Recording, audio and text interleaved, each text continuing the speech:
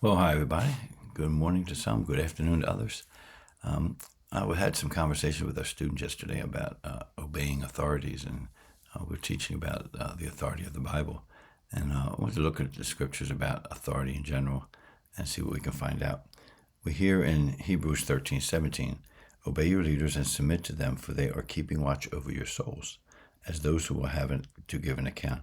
Let them do this with joy and not with groaning, for that would be of no advantage to you.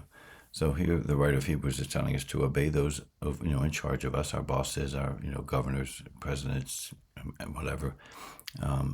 But yet, groaning and moaning about it all the time doesn't help us any. Doesn't gain us any advantage. Knowing that your leaders have to give an account of themselves for God. And I was sharing with them how teachers have to be accountable, principals, bosses, governors, senators, presidents. One day they're going to stand before God and give an account of what they did with that authority that they had. We're going to have to give an account of how we listened to them, how we obeyed, how we worked hard, working as unto the Lord, as the Bible tells us. But yet there's another verse, and this is another question that the students had. When do we not obey authority? And if we look at Acts 5:29, Peter says, Peter and the apostles answered, we must obey God rather than men. Okay, so we look at that and we say, well, how far do we go in obeying those who are in charge of us? Well, as long as it's not harming us, right, or our families, as long as it's not against the word of God, we can go ahead and obey that. We can go ahead and do that with joy, without moaning, without complaining. And our reward will be great in heaven as well for that. However, the one who abuses his authority will give an account to God. And I mentioned some of our people in history who have gone against the government because they were ungodly. And I couldn't think of anybody better than Dr. King. When he stood up and protested, he was arrested, he was mistreated, and eventually murdered. But yet God will honor him because he did not dishonor God.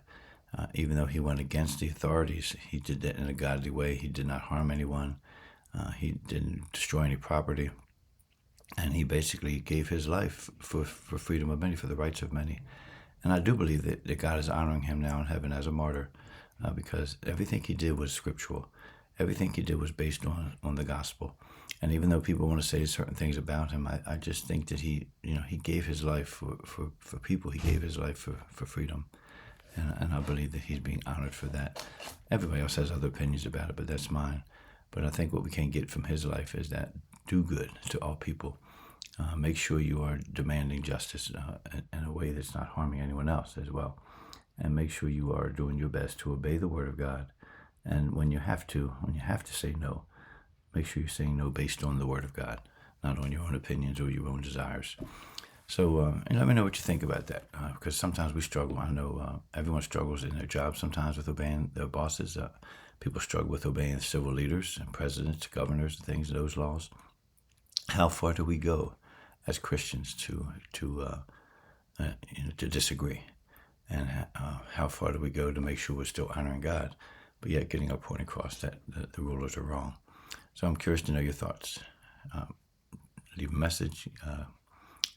Give me your opinions and help us all to get through this as Christians, especially in these trying times that we have today. God bless you all. Talk to you soon.